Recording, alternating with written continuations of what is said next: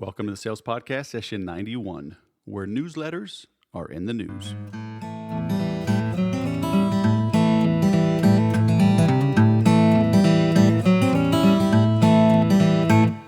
Hello, my friends. Welcome to the 91st edition of the Sales Podcast. I'm Wes Schaefer, the Sales Whisperer, your host. Today we have Mr. Shaun Buck, owner of the Newsletter Pro. You will love his story.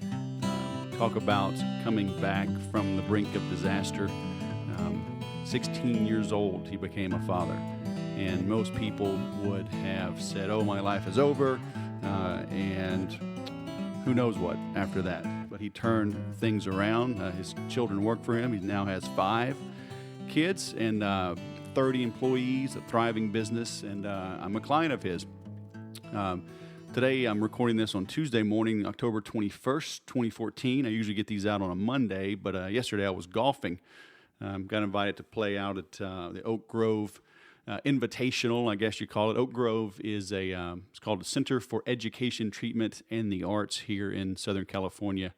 It's a nonprofit, 24-hour residential educational therapeutic treatment center serving 76 children who live on campus there, another 90 to 100 day students.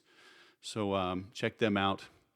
oakgrovecenter.org. We played out at the Journey course at Pechanga, big Indian casino here in Temecula. Great day. Great fun was had by all. We shot 12 or 13 under. Had a really good round, but it wasn't enough to win, unfortunately. But it was, they say a bad day at golf, or even, hey, that was a good day of golf, beats a great day at work. But I'm back at it, back in the saddle. Bringing Shaun Buck to you today. Today's funny has nothing at all to do with golf or newsletters or anything else for that matter. I just thought it was pretty dang funny. So this homeless guy knocks on a woman's door and he says, "Hey, can you spare a few bucks, maybe some food? I'm willing to work for it." And she says, "You know what? Yeah, I'll give you $50 if you paint my porch." And she said, "There's some paint right there. I was going to get to it later this week, but if knock yourself out." So the guy gets to work. She didn't hear from him for almost 2 hours. He comes back, knocks on the door, and she sees the guy just covered in paint, but nothing's done on her patio, right? And the guy says, "It's all done, ma'am. And by the way, you have a Cadillac, not a Porsche." Get it? He painted her Porsche. That just ain't right. So without further ado, let's hop into the Sales Podcast Creed, shall we? Today is my day. I work diligently towards my goals, which are bigger than me. I bite off more than I can chew because only then will I truly know my current limits, and surpassing them becomes my new goal for today. Through education, accountability partners, and bold, decisive action, today will be better than yesterday, and tomorrow will be better yet. I'm ready to produce. Now let's bring on Shaun Buck. Shaun Buck, the Newsletter Pro, all the way from Boise, Idaho. Welcome to the Sales Podcast, man. How are you? I'm excellent, Wes. How are you doing? I'm good. Thanks for coming on the show. Yeah, thanks for inviting me. I appreciate it. I got your card, I think, actually, at Infusion Con, right? Icon 14. Yep. And I looked you up, and, I must make a confession. I do not do a printed newsletter. I have dabbled with it in the past, but I know it's something I need to add. I'm working on a couple of new membership programs myself, and that will be a component. So that's kind of what prompted this. Awesome. So I'm kind of selfish and greedy in talking with you. But would you mind, you take a minute or two for our listeners that don't know who you are, give them a quick rundown, and we'll jump into the newsletter business? Yeah, absolutely. So I got a little bit of a unique story, and so I won't give the whole thing, but I'll give a couple of the highlights there. All right. So I'm 35 years old. I married, father of 5 boys. Nice. Yeah. So can't wait for Boise State football tomorrow. I know we're recording this a little early, but so hey, but my story is where it gets interesting is that I actually had a kid at 16 years old. My oldest son, he's 18. He actually works here with me at the office. Now he's one of 30 employees, approximately, give or take 1 or 2. And so that's where like I said, where it sort of begins interesting. Everyone thought my life was completely over. I was even told my life was over by multiple people. And that just, really wasn't the case. That was my first adversity, but that started me down the path of business, knowing that I had to feed a kid and I had to grow up really fast. And so I've been full-time self-employed since I was about 21 years old, and owned a number of different businesses, including my second business, which was a franchise where I was sold the franchise via a newsletter. That's a little bit of a long story. I'll share it with you later if you want, but sold the franchise via a newsletter and was required to send a newsletter out every single month. That was part of my agreement when I bought the franchise. That was back in 2002, and I officially sent the world's most boring newsletter for 2 years. I believe it's somewhere in Guinness Book of World Records if you look it up. I sent out a horrible newsletter, but then ultimately figured it out, and I've been sending out newsletters for my own companies pretty consistently since 2002. There were some periods where I got lazy and didn't do it, but pretty consistently. And then in 2011, we started doing it for other people, sending out newsletters, because I was sitting there thinking I was actually selling a company and trying to start a new one, and I'm like, man, if this is so hard for me, but I know how well it works, it's got to be hard for everybody else. And that's how we started, and now we, like I said, have 30 employees, send out over 200,000 newsletters a month for our clients, and growing at an extremely rapid pace. So that's kind of the short version of my long backstory. But So 200,000. So 200,000 pieces of printed mail every month, and these are newsletters you're writing for others.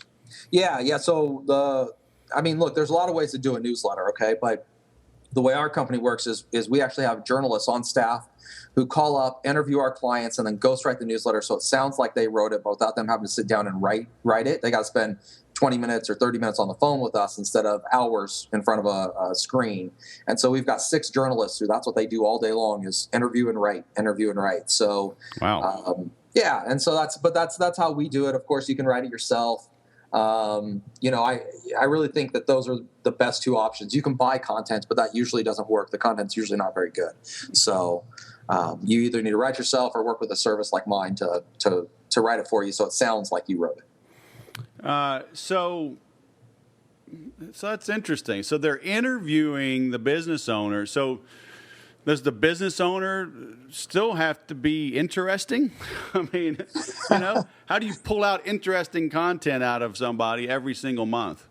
Yeah, I think that people are a lot more interesting than they realize. So that would be, one thing I would tell people. And these guys are professionals. They have their degrees in journalism, typically speaking. Sometimes they're English degrees, but most of our professionals have some kind of journalistic or advanced journalistic degree, and so they're just good at that. That's what they went to school for. It's what they do for a living. They're pros at it, and people always do ask about, well, what's interesting, what's not interesting. I mean, when you think about Facebook, that's all about everyone else's life, and some of it is irrelevant, but if you go on there and you read enough posts, you're bound to find interesting posts on anyone's page. Mm-hmm. And all we need is a couple, 1 or 2 interesting articles a month.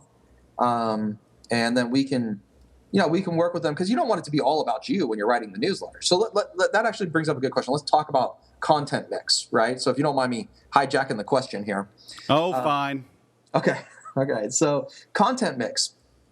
Typically speaking, so I want you to envision a four pieces of paper, right? Or even 2 pieces of paper, front and back is probably even better. Okay. That would kind of be like a 4-page newsletter.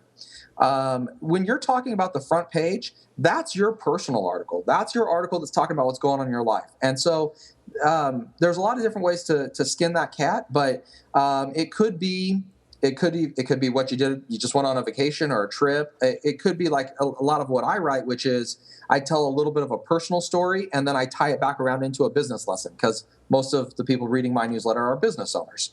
So, there's a lot of ways to do that. And but that's where you're really building your relationship right there, is on that front page. You want people to know and like you, because we all do business with people we know and like, we prefer to. And having that relationship piece there, even if you don't have a relationship with them, if they feel they have a relationship with you, you're going to do much better. You're going to get more referrals. You're going to get longer retention. They're going to be more interested in your products and services. So it's a good thing to build that relationship. And it's probably the most important piece of the newsletter right there, is that relationship piece. And if you miss that and put in content that's just about your industry, so if you're listening to this and you're a dentist and you talk about drilling teeth, you're going to bore them and they're not going to read it, and you're not going to have that relationship. And you're just going to. Oh, no. I love learning about root canals and bridges and teeth whitening. Yeah, totally. Right.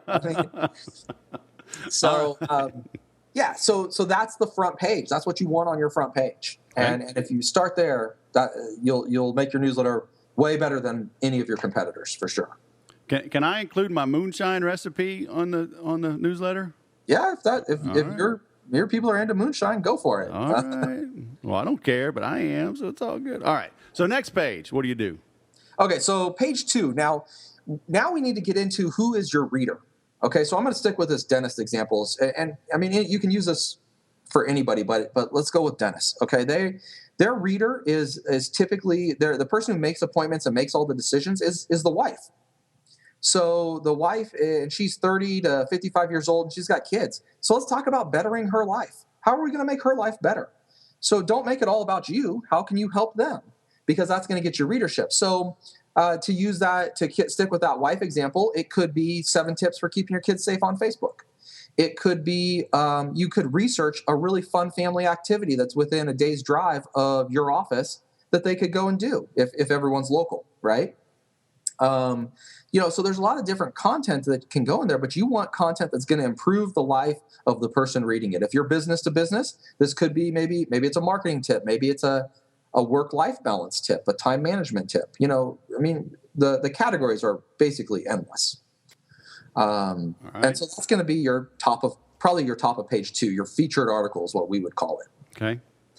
Bottom of page 2, again, we want to talk about, again, how are we going to better the life of the reader? This may be where we talk about a referral. If we have a referral promo going on, this could be where we talk about, this could be the entertainment section. You want to entertain people. You don't want it to all be content. Now, when you're doing paid newsletter subscriptions, like you mentioned earlier, there's a few different rules, but I'm talking about the newsletter you're sending out to your clients or prospects, right? So we want to entertain. My accountant who gets my newsletter, partially because he's a client, but also because he's my accountant, says the first thing he does is he opens my newsletter and he flips to the page where we have the memes, which are those, I didn't know what they were called until recently, but they're like pictures with captions under them, and reads all the memes. And because we have a 1 page that we call Take a Break, because we've got ours is an 8-page newsletter. Most people's are 4 pages, but ours is 8 pages, and one of the pages is Take a Break. And so he flips to him and reads that. And so I'm like, I kind of would prefer to think my accountant would flip to the marketing section of the newsletter first, but hey, whatever. So, we all flip to the comic section. If we're still getting a newspaper, we still will read the comic section. So it makes sense. Totally. So, he's gonna, that's what he goes to and reads, and he enjoys it. So, you're just gonna continue through that. You need to have a take a break section or something like that. A dumb criminals article is if you need some kind of interesting fluff. I find that Americans can all get behind making fun of criminals. So, very popular piece of content. If you're especially in the B2C recipe, you mentioned your B2C business to consumer. Yep. You mentioned your moonshine recipe. Mm-hmm. Recipes are phenomenal newsletter content, and I know some people are listening to that and cringing right now. They're like, "Oh, I don't want to read a recipe." But the number one best-selling category of books out there are recipe books. Oh yeah, yeah. So obviously, it's pretty popular. And I'll give you an advanced tip on the recipe. All right. Okay, so here's an advanced tip. So what you want to do is most newsletters at the bottom of the page are going to have a footer. And the footer usually contains your website and your phone number and maybe your tagline or something, who knows, right? But it definitely website and phone number. So people will cut out and save these recipes. And what you want to do is you want to position your phone number and your website to be, you want the recipe to be at the bottom of the page. And when they go to cut it, they cut your phone number and website out. So when they save that recipe, every time they go to look at it, they see your phone number and your website and maybe business name, if you can fit it all. Gotcha. And so every time they go to make that, they're thinking about you. So there's a little advanced tip. But that's how you're going to lay out the pages 2 and 3. How am I going to help them? Let me talk about my referral contest.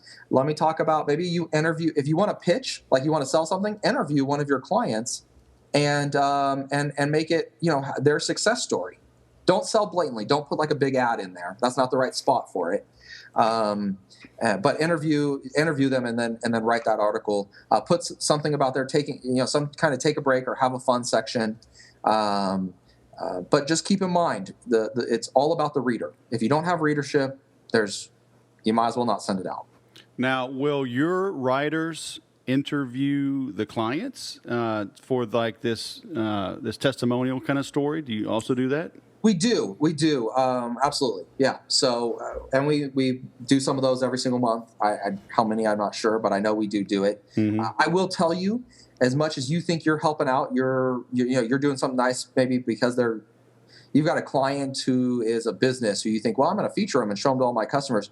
I will tell you, you need to have like 3 examples of those people, because believe it or not, some of them don't want to be interviewed. They'll tell you yes, but then they won't get on the phone with us. Gotcha. So keep that in mind. But yeah, we do that.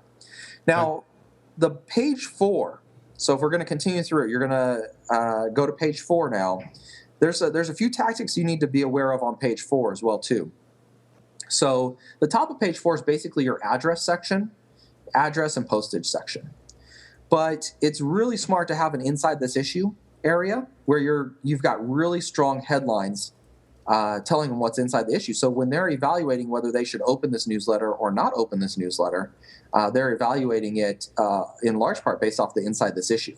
Right. And that evaluation is something they do a lot more in your first 3 months than they do after you've established a pattern of providing good content to them. But yeah, the bottom of page 4 though now also becomes extremely important, because think about it when it comes in the mail. So I want your listeners to envision this. You've got a regular piece of paper and you fold it in half, and that's how it comes in the mail. So one side is the address section, but one side they can read an article and get a little peek of what's inside, right? You need to make that a killer article with a great headline, because that's if they read the inside this issue and they go, yeah, I'm interested, but they haven't fully decided to open it or not, they're going to flip it over and they're going to read that article first and make the decision to open or not open. Gotcha. So like in a newspaper, I mean, that's basically like the top of the headline. I mean, that's in a way it's page 1, even though it's page 4. Yeah, in a way. Mm-hmm. Gotcha.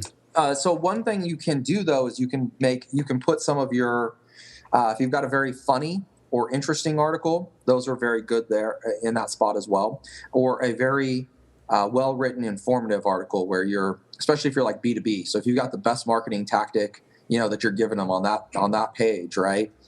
You can start it there. And if you really want to get advanced, what you do is you don't finish the article on the back of page 4. You put on the bottom a continued inside on page 2, and now they're required to open it to finish reading. Right. So if you really want to get advanced, that's what you do. And that's a very quick layout of a newsletter. But if you follow, if you go back and listen to this and kind of just write down the key points that we talked about, especially, being interesting. How are you going to help your reader? Who is your average reader, and how are you going to help them and improve their lives? You will do very well with a newsletter. So who should someone like listening to this that hasn't done a newsletter, even me in my case, I do not have a paid subscription of any sort right now. People buy my book, they'll buy Infusionsoft, they'll buy whatever. But like I don't have a mastermind group. I don't have like a Glazer Kennedy Insider Circle. I'm rolling some of those things out. But let's say I'm not rolling those out, and I'm like your other clients. I'm the dentist. I'm the chiropractor. Yeah. Do I call you up and just start sending a newsletter to like past clients? Yeah. Do I add something on my website and say, register here for my free newsletter? How does somebody get started, and how do they know what the ROI is? All good questions. So, yes, you're going to send it to former patients, clients, customers, and current. So obviously, if we're going with the dental example, who are the people that are coming in on, have been in the last 18 months or the last 12 months? One per household, but you're going to send one to all of those people. As far as the putting something up on the website saying opt in, the problem with doing that is most people send out a newsletter like I started sending out a newsletter, the world's most boring newsletter. Mm-hmm. And so people don't go and opt in for it because they think you're going to be like every other newsletter they've read, boring. And no one wants boring. So it's actually like cardinal sin number one in this business, and the quickest way to waste your investment in a newsletter is to be boring in it. Mm-hmm. So you don't want to do that. You want to send it to past clients or current clients, and then the other group you want to send it to is prospects. So people who have expressed an interest, and you'll have to figure out a period of time that you send it to prospects. But in your business, I mean, a lot of people come in and they're interested today, but they just haven't bought for whatever reason. Maybe they wanted to get a price quote and they're going to save up the money for 6 months. And when you stop contacting them, they don't remember your name 6 months from now. So prospects are very, very important. So now to your ROI question, lots of different ways to do this. You can put tracking numbers on the newsletter. You can track what kind of referrals I got before I started the newsletter and how many referrals I now get. Also, retention. Retention is one of the biggest reasons people do a newsletter is to get longer retention rates. So if your average client stays with you for 14 months and they now stay with you for 18 months since you've been sent out the newsletter, that's a very easy way to track ROI. Now, if you want a direct way to track ROI, you can do offers. And this is where we actually, here's another advanced tip, but the way we do our newsletter is we break it into 3 different categories. So I've got clients. They get a newsletter, but if we're going to do an offer to clients, they get a different offer than everybody else. So I've got prospects. They get the same newsletter as clients, but they get a different offer inside. And then I've got we actually do a lot in the medical industry, especially in dentistry. About 40% of our clients are dentists. So dentists actually get their own offer as well. And so we segmented our list and broke the offers into 3 different offers, and then I can track directly on the offer. Just signed up a new client today who's coming in, kind of eking in at the last minute almost on the August offer. And so that's just super easy to track. Now, here's the advanced part. You do not want to send an offer out for at least 3 editions. When you first start, you want to send 3 editions at a minimum to build readership, and then feel free to start doing the offers. But you don't want this to come across as just another advertisement that you're pitching in. And if you really want to do the offers correctly, you want to send them as what we call FSIs, which are freestanding inserts. And so it's an additional page or half a page even that is slipped into the middle of the newsletter. And it's not printed inside with the rest of the newsletter, because you start violating the integrity of the newsletter where they start to feel it's less of a publication when you print an offer right inside the newsletter. So that's how you differentiate yours, just with that FSI. Yep. Gotcha. And so the prospects, you're not necessarily buying a list. This is like dentists that contact you and are still pondering, but you gather all their contact info. Well, I mean, it's that. It could be someone we met at a trade show. So you mentioned Icon. So anyone who we met at Icon went on our list and has been receiving offers as long as we got their contact info.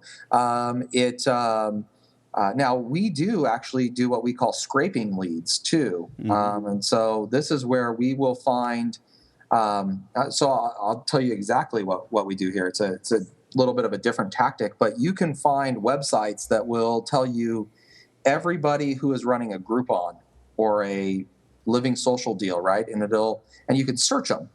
and you can search for by businesses and stuff like that. And so we know dentists are a good fit for us, and we know dentists who are looking to grow their practice are an even better fit for us. So instead of buying a list and going out to every dentist, that's one way I can go through, and I have an employee every morning who gets in and scrapes the 1 to 20 dentists who have a Groupon or living social deal running throughout the country, and scrapes their information, and then they get a cold newsletter from us. Nice. Well, and the nice thing there, it's not spam because they can't report you because it's physical mail. It's physical mail, and I know our fourth month doing that. We've been doing this for a long time, so I can't remember, but it was either our third or fourth month of doing this. We signed up a dentist office who mails almost 5,000 mailers a month with us, and is still a client, and that was 2+ years ago. By scraping leads like this. By scraping leads like that. Yeah. So, if you can find an area that has a list, or you can scrape leads that are your target market, add them on. Now, we don't keep them on forever. We keep them on for 18 months, and then they drop. Okay. So what is somebody looking at to get started? I mean, can they start with you with 50 or 100 names? Is there a minimum? Yeah, so ideally speaking, you need to have at least 200 names. We find that your investment in a newsletter, although we believe in it strongly, when you're under 200 names, the cost per name ends up being so high. Whether we're doing it or you're doing it yourself, it's very, very difficult at under 200 names. Gotcha. So we strongly encourage at least 200 names on the list. And that actually is our minimum if you're going to work with us. Okay. We have people from literally 200 names up to our largest guy sends a little over 20,000 names a month. So, I mean, it varies drastically, obviously, but yeah, our minimum is 200. And do you do any other type of fulfillment? Like if somebody's got a CD or DVD or something they want to include, like bulky mail? Yeah, absolutely. We do. Like all of our clients actually get a CD every single month. We do something kind of similar to this. Typically speaking, though, we interview people who were contestants on the TV show Shark Tank. Nice. And so that's been fun. And in fact, I think I'm interviewing. I don't know if you remember do you watch that show Shark Tank? Oh yeah, we love it. Yeah, it's great, right? And so the people who did that, who had the Halloween. They like travel the country, right, or set up the different haunted houses. Haunted houses, yeah. So I think I'm interviewing that lady next week. Someone from my office sets that up, and we've interviewed the Mission Belt guy, which, by the way, are phenomenal belts. I bought one after interviewing him because I was so impressed with him. But and so we do that and send that out to our clients, and we fulfill that for people. We own all the equipment to do this in-house. Everything's done in-house. It's not outsourced. Nothing we do is outsourced. I have editors, I have graphic designers, project managers, and then I own all the equipment. And it's one of these things where we can do other things, and sometimes for our clients, we even fulfill direct mail letters and things like that because they're struggling to find a vendor who can do it for them. But that's not the core of our business. We don't seek that out. As far as CDs and newsletters, that's a very core of our business, adding a CD into a thing. But anything beyond, kind of those things is something we will, for a client, we will do if they ask us to. Right. So do you have some other success stories? You kind of alluded to one, a dentist you talked about, but any of your clients you can talk about that can point right to the newsletter, significantly growing their business? Sure, absolutely. So I'll talk about my largest client. They own, so when they first started with us, I think we were sending out 1,000, maybe 2,000 newsletters a month, which is, a good sized client. I think our average is like 1,500 a month. So that was a decent client. And they own a bunch of pet stores all over the country. So retail, like you wouldn't even think this would work for these guys, but they own a bunch of retail pet stores. And they are very good at tracking, who their best clients are through their rewards program. And so we slowly started going through and adding all of what they call their A clients to the newsletter list. Mm-hmm. And there came to a point where they asked me, they're like, hey, we really want to do more ads, more advertising in the newsletter. And that's normally, we shy away from that a little bit because we don't want to hurt the newsletter, but they're a different business. And so I said, well, what about your guys' circulars? What if we increase the size of your newsletter?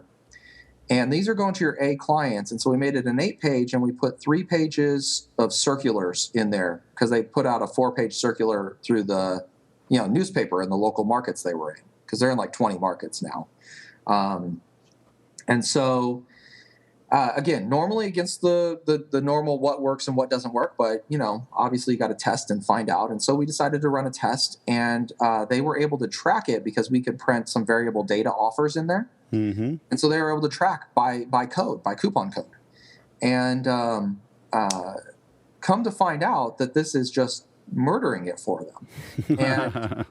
And they have now, so we did it for a little while. They've now increased, like I said, to slightly over 20,000 pieces a month. I think it's 23,000 pieces a month. And they were able to cancel all of the newspaper circulars they were doing, saving the company $500,000 a year. And the increase on that for us was only like $10,000, or at that point, because they weren't at 2,000 when they did that increase. They had already increased it a number of steps, right? But the total increase when they were able to cancel the circulars was only about another $10,000 a month with us. And so save $500,000, spend $120,000 more, and they could prove an increase in sales based off the codes that we were printing, because we print what's called variable data, which is where every newsletter can have like a different name or a different coupon code. And so we even do variable data for them down to the point where if it's the person's anniversary, so they've been on for a year or more, they get a special offer printed into their newsletter that everybody else doesn't get. Or if it's their birthday, they get an even different offer that's printed if it's their birthday month. And so, yeah, I mean, some pretty cool stuff. But that's one that I wouldn't, it was a test, and I told the guy, I'm like, listen, I don't know if this is going to work. We'll give it a shot, and he's like, yeah, let's try, because this would save us $500,000 a year. And they were able to track it and see. We've got a guy who has a kids airsoft, indoor airsoft, like shoot 'em up range or something. Right. I don't, they play like capture the flag and stuff like that. And he puts a freestanding insert in his newsletter every month. And it not only does the increase in revenue cover the cost of his, of the newsletter and the insert, it's profitable for him. And he's been running different promotions every month for, I'd say, at least last 10 or 11 months. He didn't start with freestanding inserts. He's been on with us longer than that, but it's been 10 or 11 months since he's been doing those promotions.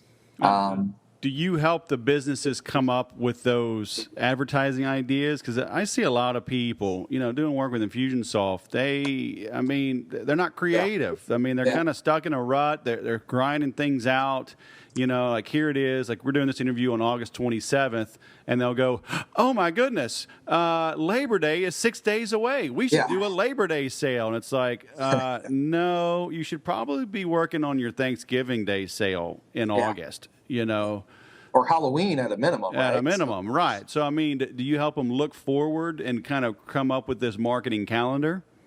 I mean, we do try to help as much as we can, but, working with clients, I mean, we're not, there's only so much we can help with. Yeah, I mean, I have my promotions. If I went and looked at the calendar, I can tell you what the promotion is in December, right now. And in November, we will plan all of next year's stuff.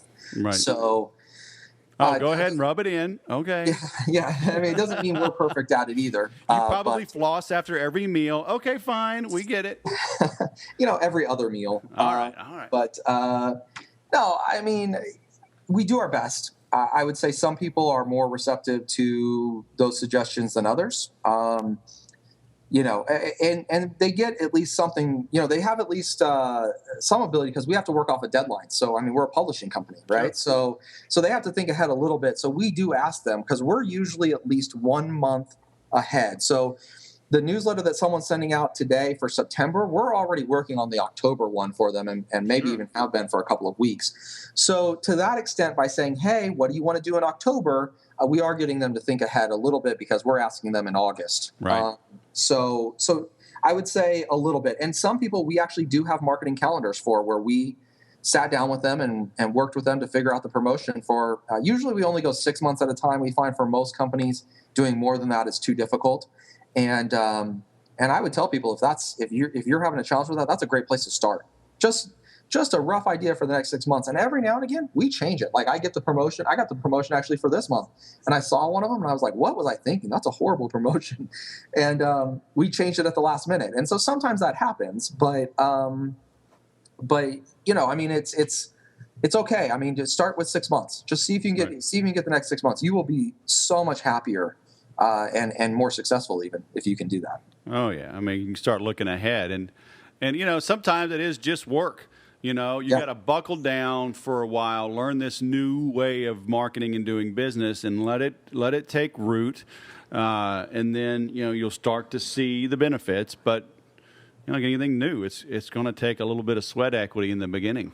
Yeah, that's a point I make a slightly different way all the time for people. I say, so for those of you, so some of them on the call may be familiar with GKIC, Glazer Kennedy Insider Circle. Right.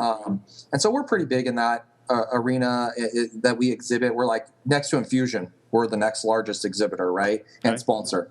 And we actually won their Marketer of the Year contest in March this year. Oh, nice.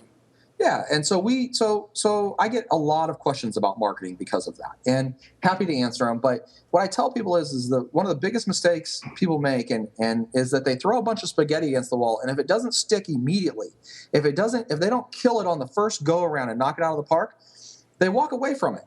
And as much as I study and spend and invest on my own marketing education, I can't even throw spaghetti against the wall and make it stick. Even probably a majority of the time, it sticks a little bit, and then I got to tweak it, and I got to make it better, and then, that's the normal process. But I watch business owners time and time again throw it against the wall. It doesn't work. They give up on it, and they move on to the next thing. Yeah. And I'm like, wow, that's you were so close, so close to being successful with that. So, I couldn't agree with you more on that. Give it time and nurture it a little bit, change it a little bit, and then and see what happens. Yeah. Very cool. So where should people go to learn more about you? Yeah, so if they just want to check us out, they can go to newsletterpro.com. So thenewsletterpro.com. Check out our website, and we have little bios and fun stuff on there for people to read. Tons of marketing articles on our blog as well too. We post new stuff there, so they're welcome to check that out, and can definitely get more information about us there. Okay. And you're coming out with a book of some sort, right? Actually, it's already been out. It's an Amazon bestseller. I am working on another one, but we have one that's out.